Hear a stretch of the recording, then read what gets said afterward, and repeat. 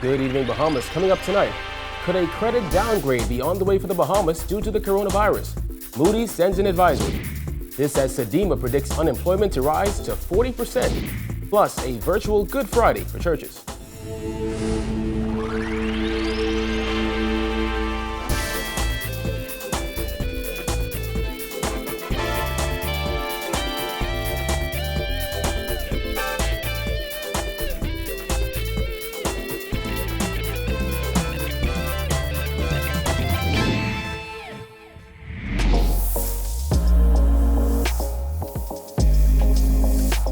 Our News is brought to you by Alive. Welcome to Our News and thanks for joining us. I'm Kyle Joachim. Topping news tonight. Amid economic fallout from the coronavirus pandemic, credit ratings agency Moody's has placed the Bahamas' ratings on review for downgrade. Downgrade reflects significant risks to its economic and fiscal metrics as a result of the coronavirus outbreak. Moody's noted the rapid and widening spread of the coronavirus and the deteriorating global economic outlook. But it said for the Bahamas, the shock mainly transmits through the sharp decline and potentially prolonged slump in the tourism industry, which represents a sizable portion of gross value added in the economy, as well as a source of government revenue and export earnings. Moody's said the review period will allow it to assess the likely impact of the outbreak on key credit metrics in 2020, in addition to effects on the sovereign's economic and fiscal strengths over the coming years. The ratings agency said Moody's will assess the policy response to the shock, as well as the government's plan to resume fiscal consolidation efforts beyond the current fiscal year. Moody's noted that prior to Hurricane Dorian, the government had been able to comply with fiscal targets set out in the Fiscal Responsibility Act that was passed in 2018. But due to the magnitude of Dorian, authorities amended their medium-term fiscal plan that in Moody's view already pointed to a debt burden at higher levels than previously expected. Now, as for what could result in a downgrade, Moody's said, "We would downgrade the rating if the review were to conclude that the Bahamas' economic and fiscal fundamentals were going to materially deteriorate as a consequence of the coronavirus shock, such that its current Baa3 rating was no longer aligned to the sovereign's credit fundamentals." However, Moody's said it would confirm the rating if the review were to conclude that a credible fiscal and economic policy response from the government will efficiently manage the risks arising from the shock. Well, the Ministry of Finance responded in a statement today calling the timing unfortunate but not surprising. Finance Minister Peter Turnquist said despite the challenging times ahead, the government has demonstrated by its track record its ability to overcome economic hardship, restore fiscal stability, and drive economic growth. Well, a shipment of COVID-19 medical supplies that had been blocked by the U.S. is set to be released today, according to Health Minister Dr. DUANE. A number of critical medical supplies needed in the fight against COVID-19, including ventilators, were being held up. This was a result of U.S. President Donald Trump's declaration banning the export of scarce coronavirus protection gear. There have been 8 COVID-19 related deaths in the country. As the country remains under lockdown, Sands says this is the new norm as the country is still not near its peak. I think Dr. Mercelyn Dallery just spoke to it quite well when she said that we could see as many as 90 cases by Sunday afternoon. No, but that's not peak. That wouldn't... We don't know when this is going to peak. And we have modeling, we have predictions, etc., but we do not know when this is going to peak. We are definitely in the surge right now. And so there will be more cases. According to Sands, several models are being examined to determine the course of action that will best curb the spread of the COVID-19 virus. People ask, well, why is this happening and why I can't go to the beach and why I can't have a party and why can't I go to the park? It is based on these projections as well as the likely impact on our hospital systems. So we know how many people there are in the emergency room at PMH right now. We know how many people there are at Doctors Hospital East, Doctors Hospital West, at the Rand Memorial, in the clinics throughout the Commonwealth of the Bahamas with signs and symptoms of COVID. And based on all of that data, it then informs the decision-making and the policies that are put in place. The Caribbean Disaster Emergency Management Agency predicts that unemployment in the Bahamas could rise to 40%. In its latest situation report released last evening, Sedema said as unemployment continues to rise, it expects approximately 40% of people could potentially become unemployed. Back in August of last year, the Department of Statistics marked the lowest unemployment rate in 10 years at 9.5%. Sedema noted the work being done by the National Insurance Board to provide unemployment benefits amid layoffs, as well as assistance being provided by the Department of Social Services. Well, the Easter weekend lockdown will be a major adjustment for many residents who will now have to stay home. However, for one young woman with sickle cell disorder, leaving home hasn't been an option for the last 3 weeks. Jasmine Brown has her story. I'm not used to this, being inside all the time. I'm very active, I'm involved in Toastmasters and a lot of different activities. So when I have to be in my home 24/7, it's hard. I don't want to do that. I'm not having a good time. And working from home is not all it's cracked up to be. Like you have to wake up in the morning and mentally prepare yourself to sit in front of a desk and do work when your bed looking so nice right there. You know what I mean? It's harder than people make it, or play it to see him. And I just try to connect with God a little more.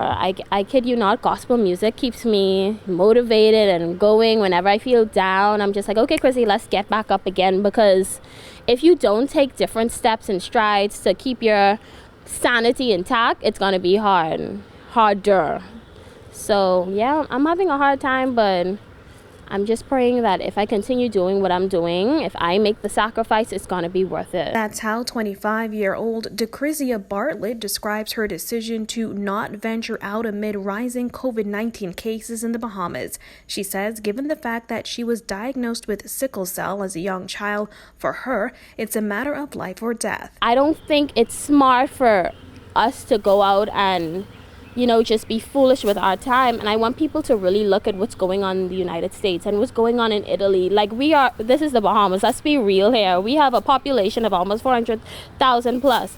How many ventilators and things do you think we have? How do you think that if people continue to go out and people get gravely ill, how will our healthcare system be able to, keep up with that? It's not going to happen. People are going to have to make hard decisions and pick who's going to die and pick who's going to live. And Bahamians are not going to realize that until it's their grandmother who's going to have to, go without the ventilator, or it's their loved one that's going to be dying. They're not going to think about those things until it's too late. So I feel like, we all should just be cautious, take a chill pill, and it's going to be hard. I'm not going to kid you. It's going to be hard, but it's going to get better. Sickle cell disease is an inherited blood disorder. It alters the flow of hemoglobin, the red blood cell molecule that delivers life-giving oxygen to the body's organs and tissues, which can cause life-threatening multi-organ failure, debilitating pain, and even death. Given her high-risk status, the 25-year-old, who is an employee of the Ministry of Health, has been working from home. As for what has led her to not leave her home in weeks, she says a panic attack at a food store has had her afraid to venture out. Since then, she says she has changed her entire way of life, and that has meant making difficult decisions like temporarily cutting off her extended family. Of course, I miss going outside. I miss hanging out with my friends. I miss getting my nails done. These are all things that concern me and all things that I miss and are dear to me, but it's like, what do you have to weigh? Are you going to sacrifice this for your well-being? And I just don't think it's a risk I'm willing to take. Reporting for our news, I'm Jasmine Brown. The Ministry of Education has announced that public schools will remain closed. Schools were scheduled to reopen next week. However, in a statement, the ministry said that the health of the country's citizens and residents remains of paramount importance. In addition, all national examinations, including GLAT, BJC, and BGCSEs, have been postponed. In the meantime, learning will continue via the virtual school, where additional lessons will be broadcast on cable channels 295 and 296 beginning on Wednesday. Well, with the threat of COVID-19 growing daily, residents of Grand Key are concerned about the lack of cellular service on that key. Many of them say they have been locked down in their homes with no way to reach friends and family members. Jillian Gray reports. Residents of Grand Key say during the lockdown they're cut off from the world and desperately need something to be done. And from this virus come out and we be going on lockdown. We be locked down, say, for 3 days, 5 days, whatever time it is. We don't hear from no one because there's no phone system here on the island for me to reach out and talk to someone.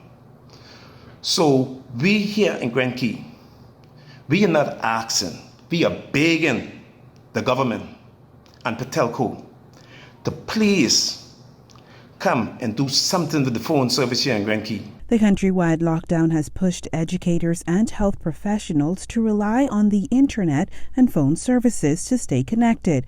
But Grand Key resident Wendell Saunders says many can't even do that. The kids who are now home from school, supposed to be doing their schoolwork online. They even can't do that. It is sad to see even the nurse now have to walk. If she have a patient at the clinic, she have to leave the patient, walk down to the end of the island because she don't have a golf cart, and call the doctor and let the doctor know what her situation is with the patient, and then walk back up to the clinic to tend to the patient. Bianca Aubrey Moss is a former resident of Grand Key, and her parents still reside on the island. She said it's difficult to reach them, and sometimes it takes a whole 24 hours before she can know that they're okay. It's kind of difficult at times to reach your loved ones there, and it can be quite annoying and scary at the same time because, you know, if you need to reach them right away, sometimes it's nearly impossible to do. I've had instances where I would send a message at probably, let's say, 9 o'clock in the morning, and I might get a reply from them at 5 o'clock in the evening. The only working connection on the island is from 2 satellites that are operating out of the yard of Craig Cephas. Cephas's operation was installed weeks after Dorian. He says some days he has 60 to 70 people coming to connect to the internet. This is especially difficult for residents as he lives on the end of the island. The fact is that people can't even sit in their home or lay in their bed and use their phones like we could before. Everybody has to walk down at the end of the island, have to come in my yard in order to use the phone. So it's kind of hectic for people. I mean, usually everybody wants to do the walk because I don't even live in the middle of the community. My home is almost like on one end of the island. During the 24-hour lockdown, Cephas pleaded with authorities to allow residents who have a dire need to walk to his home to use the phone. While the officer agreed, the problem, he said, now comes with the complete shutdown, as no one will be allowed on the road and will be stuck in their homes with no communication. Cephas charges $10 for 2 weeks of service and said he ensures that everyone is adhering to social distancing protocols. Cephas said after the lockdown, he'll be providing his service free of charge for 1 month. Reporting for our News, I'm Jillian Gray. Well, Alive's marketing operations manager, Kennedy Campbell Moss, responded saying since October after Hurricane Dorian, the company has provided a crucial lifeline 3G voice and text service to Grand Key using a satellite link and is working with BTC teams to restore Alive's 4G LTE service that are broadcast from the BTC tower in Grand Key. The company added that Alive is providing all Grand Key customers with a free plan where they can send texts and make calls until full 4G LTE service is restored in May. In addition, BTC Senior Director of Technology Operations, Andre Foster, said the company is organizing to have a technician visit the island so that the temporary Wi-Fi services can be restored. He said their long-term plan is to fix the broken link between Grand Bahama and Grand Key, which was lost during Hurricane Dorian. Still to come, how the church is coping during a different Easter week. Stay tuned.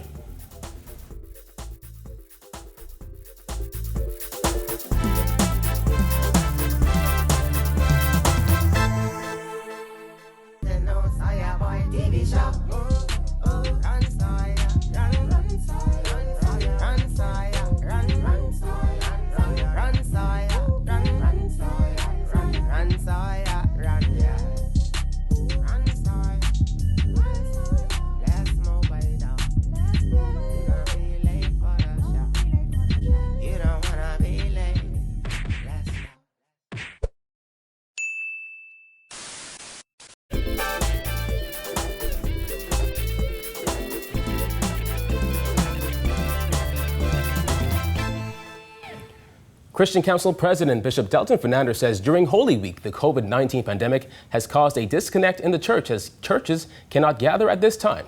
Fernandez stressed that these are difficult times as churches were not allowed to take part in communion they are accustomed to. There's been a disconnect. We've been a virtual church this Good Friday, this whole Holy Week. For my entire lifetime, we have never been out of the sanctuary for a Holy Week. And this is the first time in my lifetime, others might have had it in their lifetime, but in my lifetime that we've been out of the sanctuary. It means that we've been out of the building, but the church has been deployed. Fernandez explained the significance of Good Friday to the Christian faith. The Good Friday is the death and burial of our Lord and Savior Jesus Christ. And he is being crucified on Good Friday, brought through all of the chambers, brought to Pilate, and Pilate washing his hands of the matter. Then finally he's whipped and crucified, and then taken down and put in a borrowed tomb. And so it is the beginning of the sacrifice that made salvation available to others. Well, Easter was also quite different for members of Bahamas Harvest Church. For the first time, the church hosted communion online. Pastor MOXEY said despite not being able to gather in the four walls of the church, Christians must remember the true meaning behind Holy Week. We call it Holy Week because we commemorate Jesus' last earthly days on this planet.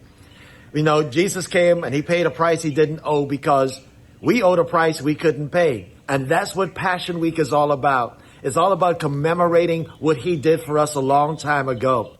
On Sunday, the church will celebrate the resurrection, where MOXEY says he's going back to the beginning with Adam and Eve.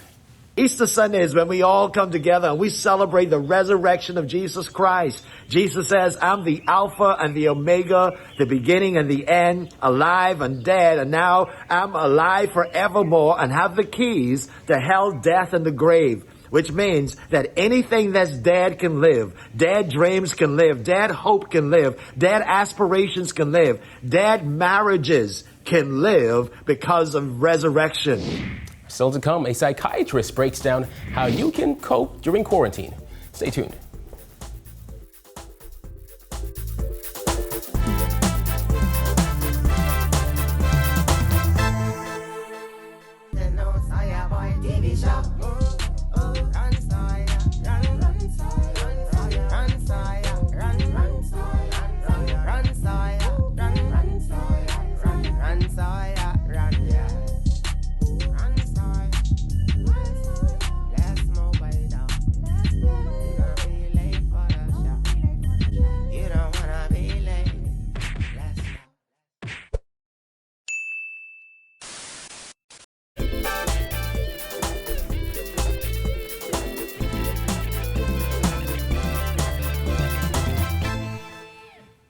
You're watching Our News. Welcome back. In the midst of the 5-day lockdown, psychiatrist Timothy Barrett says there are a number of things Bahamians can do to pass the time. He spoke with Berthany McDermott. Prolonged periods of isolation can lead to anger, restlessness, and anxiety, according to psychiatrist Dr. Timothy Barrett. His comments come amid a 5-day lockdown as health officials plead with residents to remain at home in an effort to curb the spread of the COVID-19 pandemic. Still, Barrett stressed that these are unprecedented circumstances. He urged Bahamians to be responsible. No one was prepared for this. The whole world was not prepared for this. This is unprecedented in the history of the world, especially when you consider global air travel right now. And so the other things that you can do are to make sure that you exercise every day. Re-examine your priorities in life. Barrett says it is common during these times for persons to say they are bored. He explained the term bored implies that your usual activities were dictated to by external sources. So since it wasn't your habit to get up and each day plan for what the day has to offer you, then you're not used to it. You're used to having a plan. Now you've got to learn how to plan and take control of planning and keep that going as a discipline after this. Another thing people need to watch out for is comfort eating and putting on those extra pounds that you're going to wish you didn't after this. He also advised persons to develop better relationships with family and friends via social media, but to be cautious of using social media too much as it could feed their fear. Further, he says persons should use this time to get closer to God. I went to a conference a few years ago and it showed that, a psychiatric conference, it showed that when people got a diagnosis of terminal cancer, even atheists pray. We humans, therefore, we're limited in everything. And beyond that limit is a God who is unlimited, omniscient, omnipotent, omnipresent. If we believe that, then let's show that we believe that by exercising our faith. Reporting for Our News, I'm Berthany McDermott. All right, thanks, Berthany. Still to come, how one trainer has taken her workouts online. Stay tuned.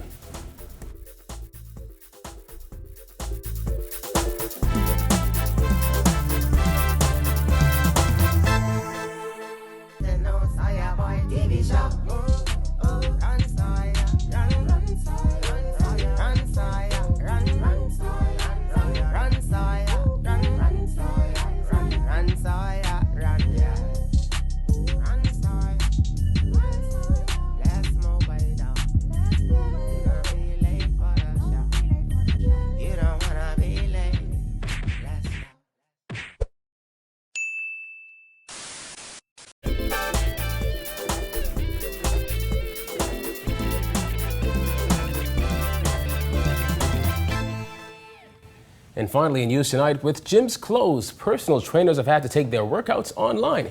We spoke with BOWFLEX Barbie, whose fitness sessions are making you sweat, even online. My name is Quant. I'm also known as BOWFLEX Barbie, and I'm the lead instructor and owner of BOWFLEX Barbie Fitness.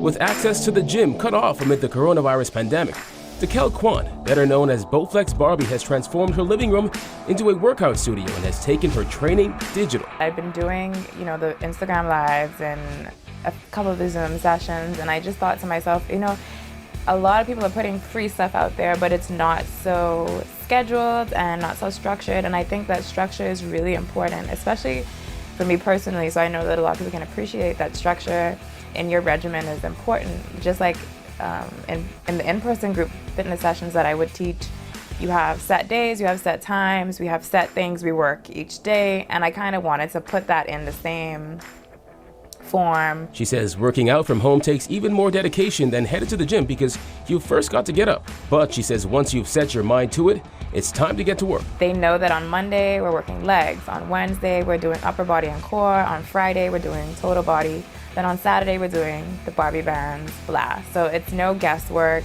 The workouts are obviously going to change, so they're not doing the same exact routine every week, but we know what the focus is. We know that, okay, we're working all our major muscle groups. The movements are going to help get closer to their goals.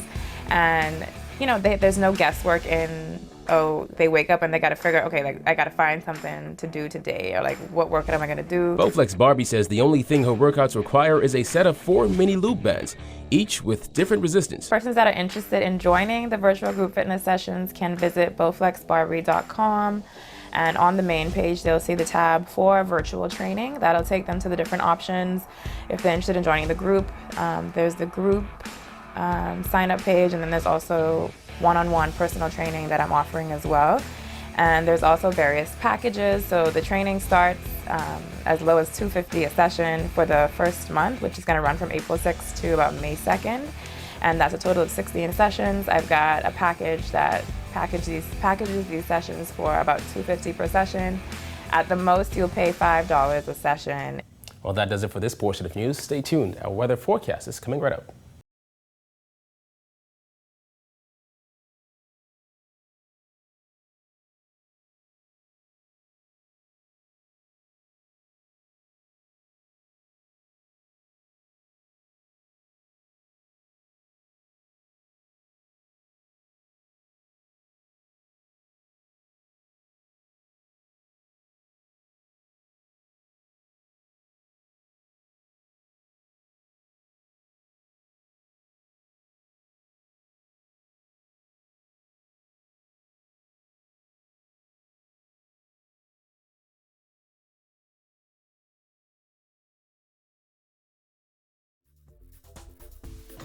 Thank you for joining us for Our News Tonight. On behalf of the entire team, I'm Kyle Joaquin.